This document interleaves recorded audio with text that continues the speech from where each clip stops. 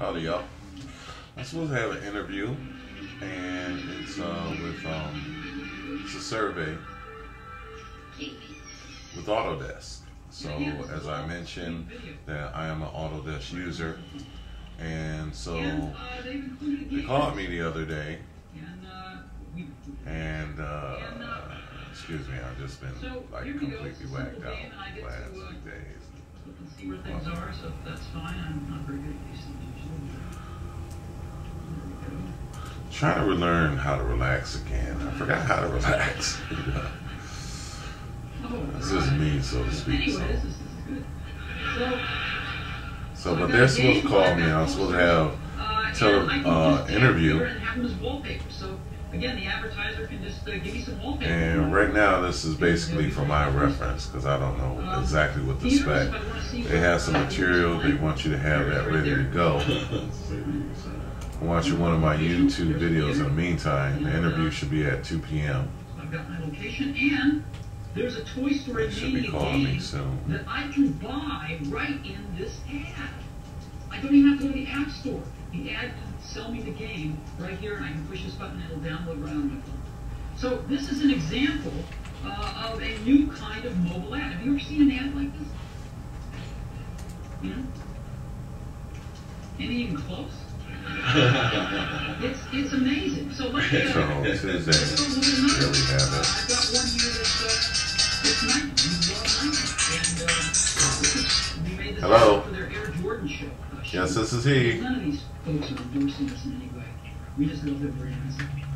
And okay, yes, we do. So this goes right into a video. Yes, it's actually a great time. Let me just turn off the sound off of this YouTube video. Okay, I just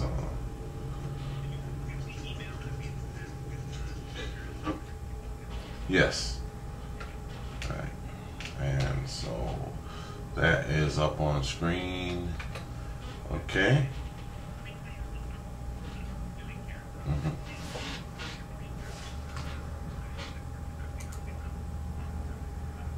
Okay.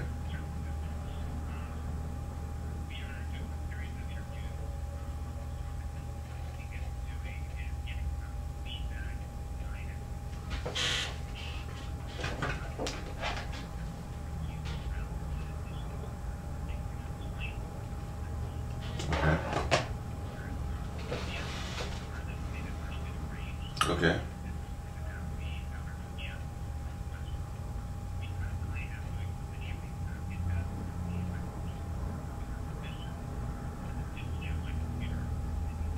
Okay. Okay. Okay. Is it okay if I do the same? Okay, great. Okay.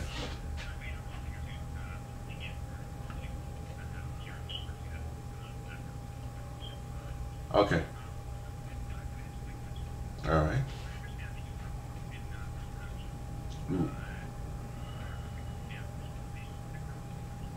Actually, that is my company, and yes, and basically, I did a lot of work in New York, and then I moved to Buffalo, and then I started studying Maya, and the work started coming. Actually, my interest is film, but I have had to do a number of variety of things to make money to sustain myself while I study, and I'm going into film. I do things that are related to film with Maya, but it's not my mainstay yet, but it will be. Okay. Well, one of the clients I have is BMW. And so I render things for their website, and it's the new Mini cars, the Club Men, the Minis, and they're coming out with a new car. So I actually work with the CAD data for an actual manufacturing of a car. I can from the data I have, it's a complete whole car, and a car can be manufactured from it. But of course, then I couldn't enter the country again, or you know. But basically, I do that. I also support 3D character animators with modeling, rigging, and so I specialize in character rigging with Maya. And so a lot of animators don't want to model, don't want to rig, so they'll send it to me, and so that's really the mainstay. No, I was actually I started as desktop publishing, and then I started using Electric Image, and then I started just doing logo animation, and I have an art background, so it was easy for me to just translate up.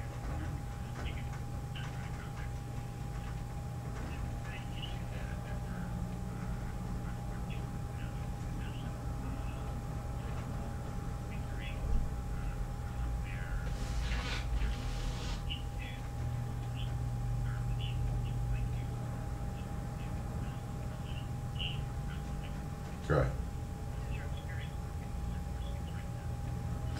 Well, the most biggest problem with that is interoperability. So you can't integrate a lot of the software and transferring data from different components or different applications that have specific tasks. One thing about Maya that is good is that a lot of it is incorporated. But as we all know, there's things like ZBrush, Mudbox, and Motion Builder and things like that. Well, Electric Image has a huge problem. Probably most programs don't have the modeler and the animation package all in one. And that, again, that's the advantage of working with Maya. It's also nice that it had to also have match moving. But as each one of those components become more sophisticated, they have to break out in other applications. So one of the biggest things that has been a big benefit to my work with AutoDesk or Maya is that ZBrush have developed programs that transport the data from back and forth, and that would be GoZ. And so that opened the door. It just a complete opened the door. So just being able to transfer data back and forth, like rigs from Motion Builder going into Maya very easily, and things of that sort, is without a lot of to and fro. One of the biggest problems I'm having right now is the same problem that I mentioning to you now, which is with AutoCAD data and files like CATIA. So, CATIA, I mean, you wouldn't think that those type of manufacturing programs wouldn't have so much to do with Maya, because they try to gear it to animation and film, but you animate and film for car commercials and things of that sort. So, so just getting that being one major issue that I think is a showstopper. So.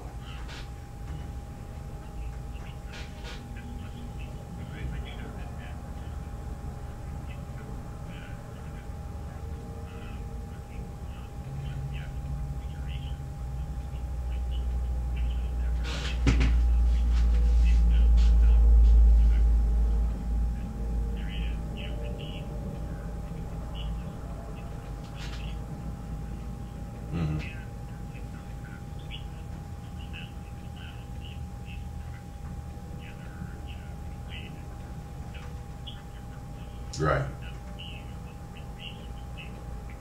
Right. Mm-hmm. Mm-hmm.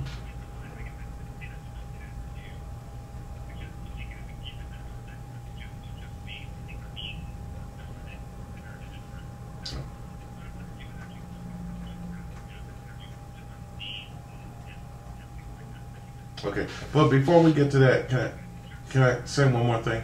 Like, all right, you have a new product, Smoke. Okay, and so one thing that was huge for me, I just bought Maya. Okay, so but the problem was, you came out just with the 2011, and with those car data files, you have to have 64-bit.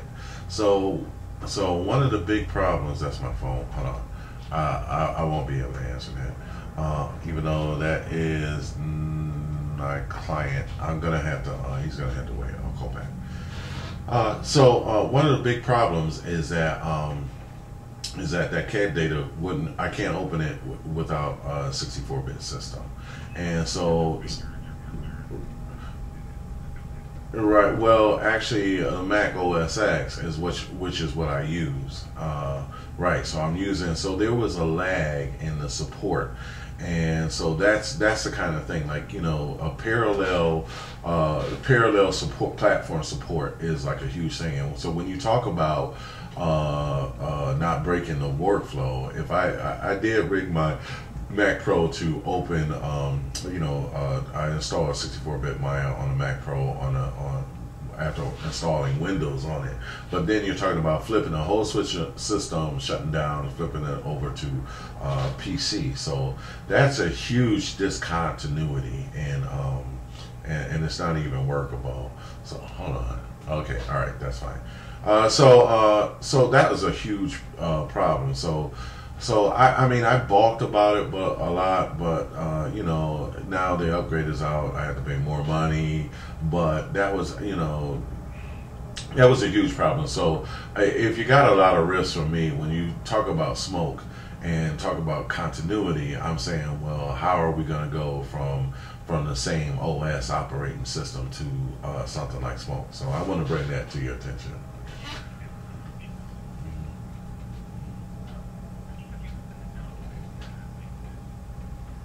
Okay, what the one I right it's all right. It's one PDF.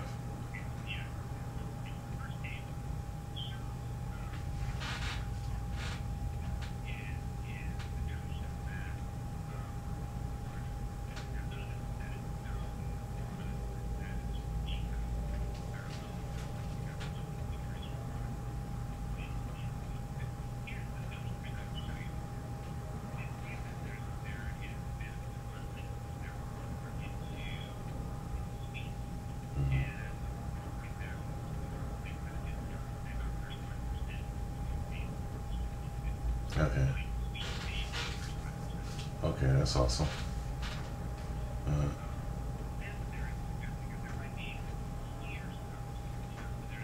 uh,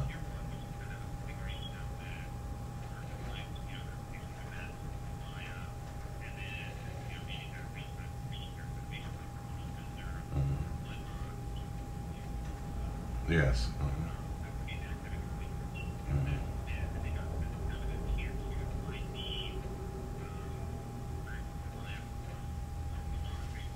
Yes, I am. Yeah, it's a historic software.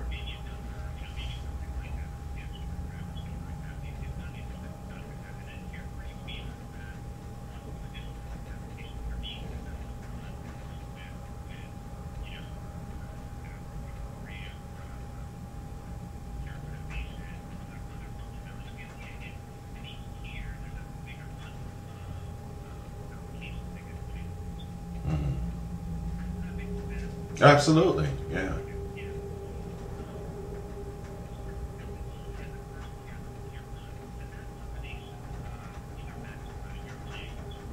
Yes.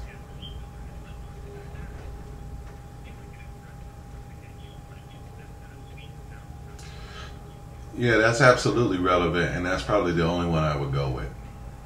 So I mean, it would be Maya, Motion Builder, and Mudbox. And again, with Motion Builder not being developed for OS X, there's a big discontinuity issue. And if this was one of the ways to resolve it, that would be stupendous. But I would pretty much go Mudbox, Maya, and Motion Builder, and close the book.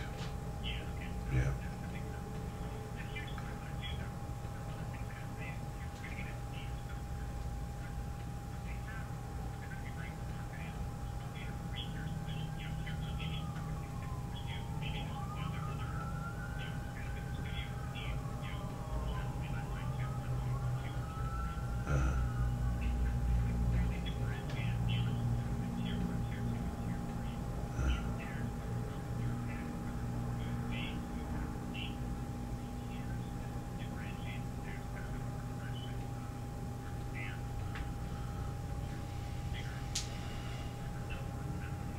Yeah. Right. Well, conventionally, what they would do is Pro advanced or an entry level, I would suspect you're going. But the thing about it is the packages and the tiers have not changed. Am I correct? So I'm seeing Max, Maya on tier 1, Mudbox, and Motion Builder, but it's the same in all three. And then okay.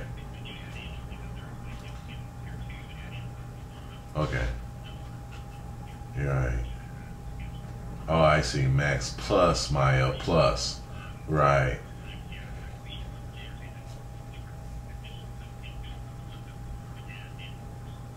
Well, one of the things.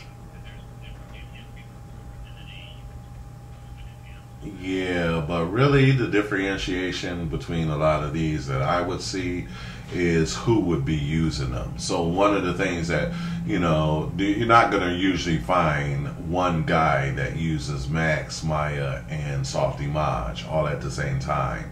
And then, artists always have allegiances, so they'll like one and then hate the other. So more than likely what you will be dealing is with a studio that has more than one type of user. So you would have, like, let's say Maya for the game, and then Max for the game, and then Maya for film, and then Softy-Maj for somebody who uses Softy-Maj in a traditional film sense. So you would definitely, I think it would be like a film studio, like a bigger studio, like a 10 studio or something like that. So, to me, the real differentiation, if you're going to derive any name, is going to be based on who you're going to be serving, which is the larger group of diverse people, diverse users. And so a single studio, like let's say one-man band, or one-man bandstand or something like that. And then, what's bigger than a one-man band? Let's say quartet, or something like that. And then, orchestra, as like a whole bunch of people coming together for some of that kind of thing. So that's how I would relate to it.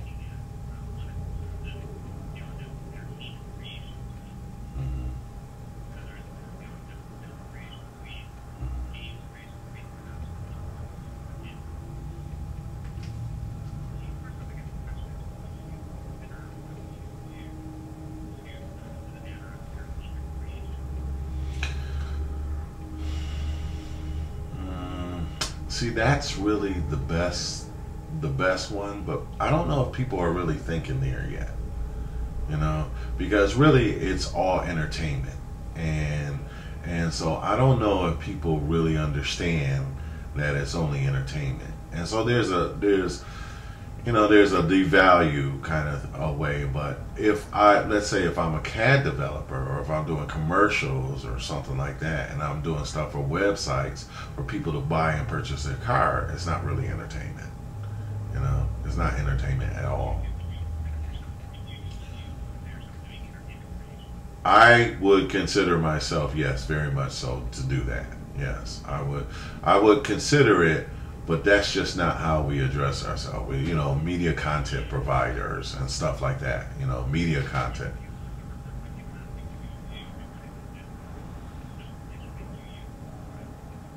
Well, I really shy away from that. I just call myself an artist, and especially where I am now, I'm in Buffalo, New York. Nobody even knows what I do, They just know I stay in a room a lot and I don't leave a lot, but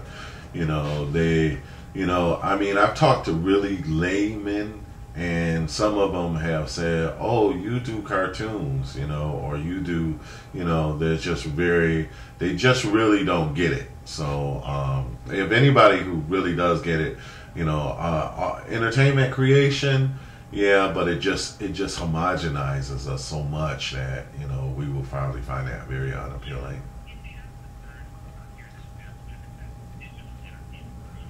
Yeah, see, that works. Yeah, that's cool.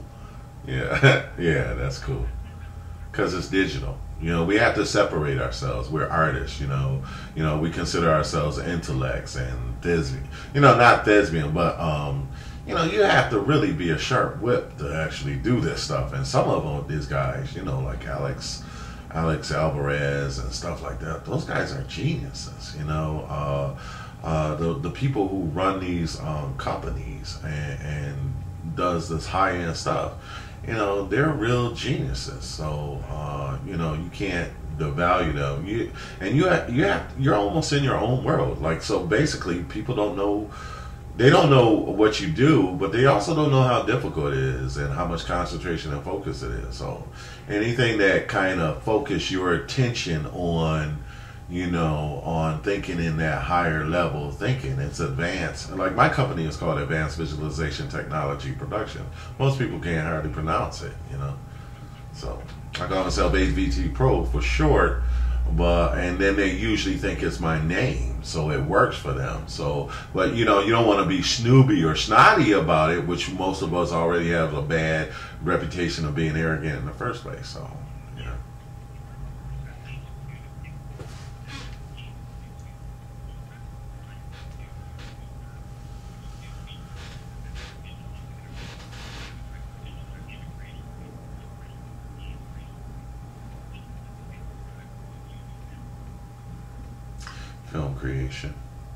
Film creation, you know. Yeah, because, you know, it's really just, you know, it's really just trying to be more of an elite, you know. Is, you know.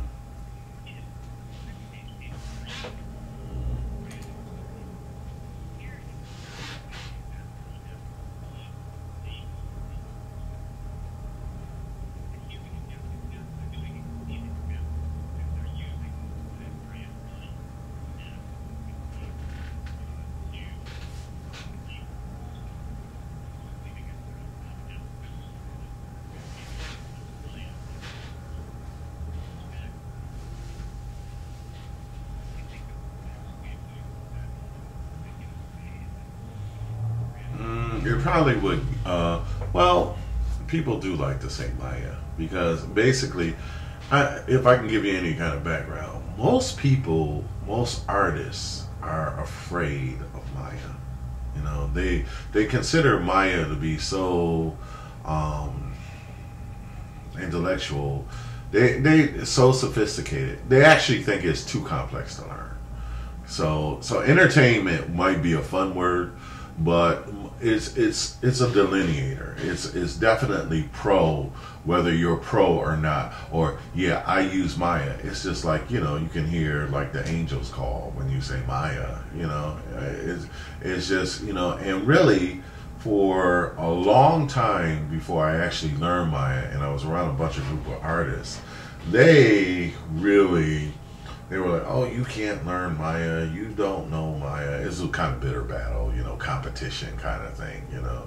But, you know, it's just like Maya is, you know, and then I guess also because of the previous price tag. So it was very exclusive, very eliminating kind of.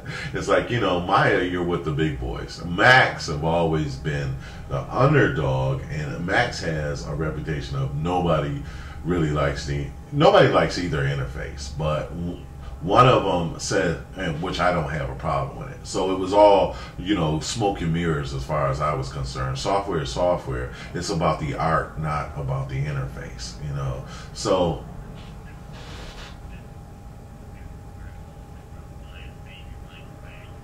Exactly.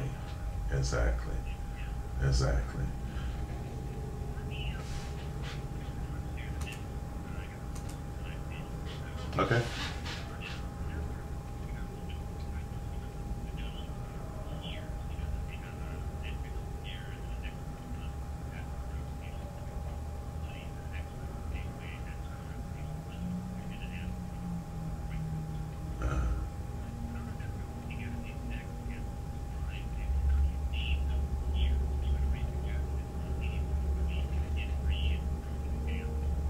Right.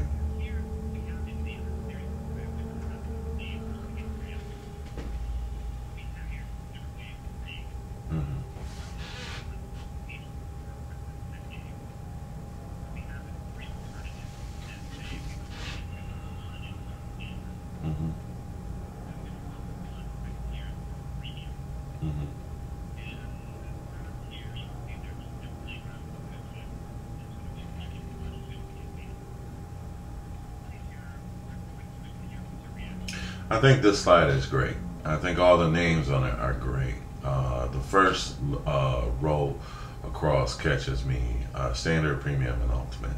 You know, but I do like the name advanced, but you know, it gets a little technical sounding. So yeah, advanced sounds technical. And advanced is cliche now, you know, but ultimate is, it just kind of says, you know, this is as far as you can go with it, you know. You know, whereas advanced is, you know, you're better than everybody else, and then that's that snooty, snobbery kind of thing, you know. So, ultimate, yeah.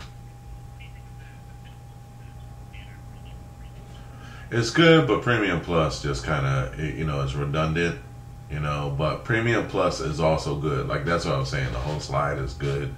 So you can have Premium. I like the name Premium. I like Premium better than Ultimate, and so I would kind of switch it. But then you don't have anything for the middle row, which is Premium, you know. So, you know, just, you know, and again, it could be, it's kind of simpler if you say Premium or Premium Plus, you know, so you know. So, and especially if they're just side packages like top, which is not really a side package, Match Mover, or you know, those are essential things, and they make things easier.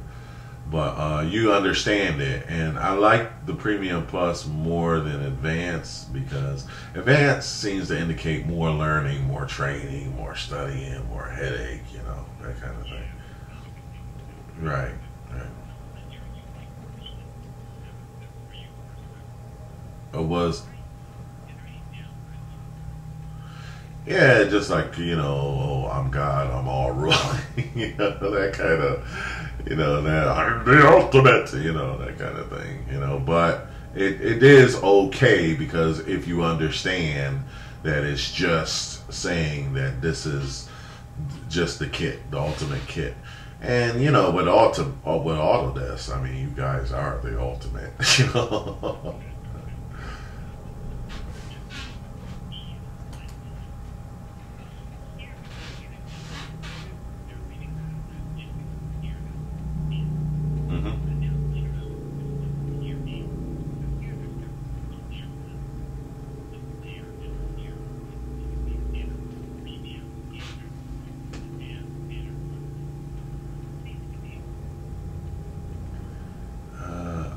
I like premium being on the end. You know, premium is the new it word for me. You know, yeah, yeah. So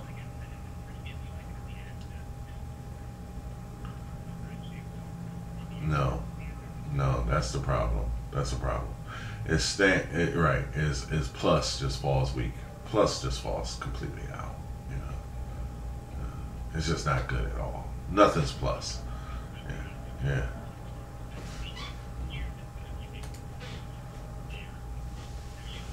Good. This is good. This is excellent. Right. This is the one. Right. This is the one. Right.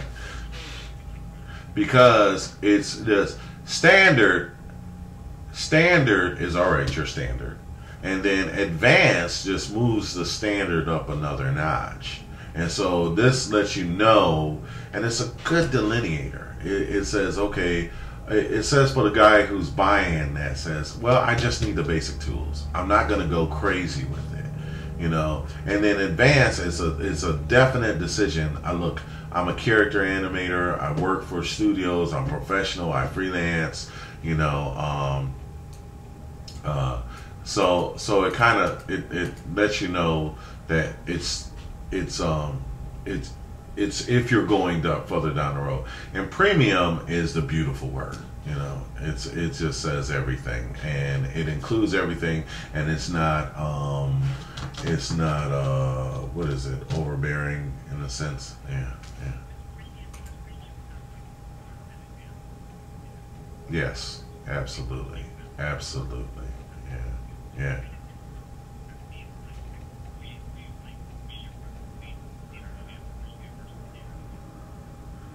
Yes, right. I like it, you know, because again, you have that, you know, I'm better than thou kind of thing. And there's a very negative side that I had to deal with. That was what I was mentioning. It's like, you know, who do you think you are trying to learn Maya? You know, it's very exclusive. Very, very bitter thing for me when I was.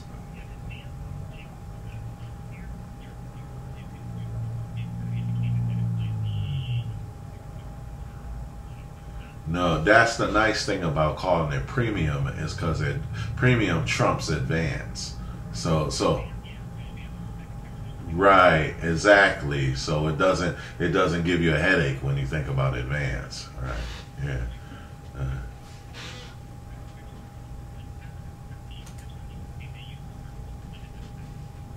no, no, not at all. It can't be ultimate in a second. Yeah. Okay. Nope. No, because you get a headache when you look at advance because you know you it doesn't slide into it. It's saying if you're going to advance, that means you're going to have to push forward. There's going to have to be and you don't want to have to. You know, I mean, I've already been studying 5, 6, 7 years this stuff. You don't want to. You guys are fortunate that you have had such a big ecosphere of people who is developing training software. I also developed training software that has sold all globally. I sold in the UK, I sold Brazil, I sold Germany, but that was an electric image.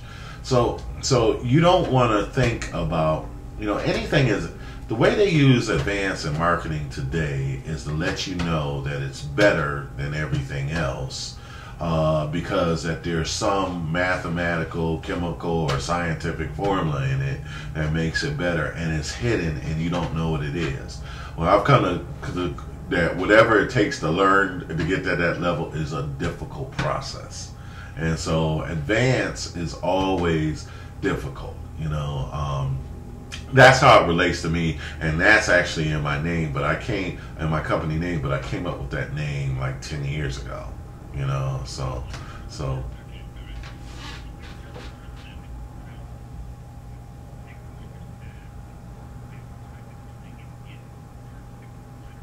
7th slide. I think it was 7th. No, it's standard, advanced, premium. Yes, absolutely. Because advanced is just the next stage past standard, and premium is like ultimate. Is right without using the word ultimate. But premium is like the quality. That's what it is. It's like the high end. Yeah.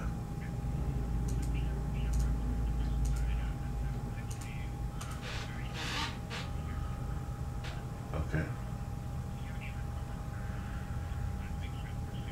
Yes, absolutely. I am completely pissed. I just bought, I bought Maya in the last three months. I bought it in January, and the significant advancement in the program is that it's 64-bit, and 64-bit was always 64-bit on the Windows platform, and so so I'm paying for functionality that they have always had, and so that pricing that they've had for the Mac is bad, and I want to know if I can have some kind of rebate or something like that, or if there's some kind of, especially since I bought it in the last 3 months, and then I'm getting hit with another $2,000.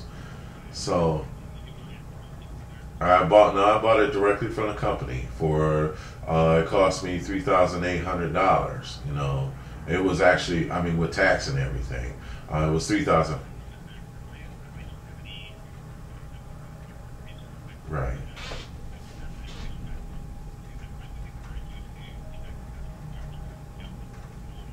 Okay. Yeah. All right. Okay.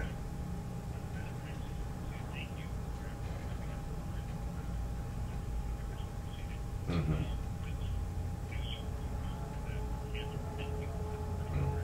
Mm-hmm.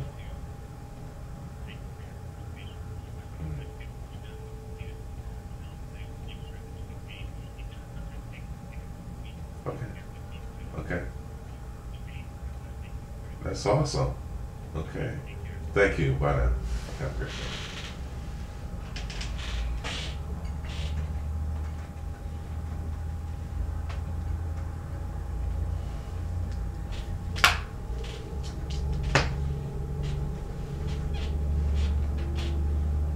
And my client called too. I was like, oh boy.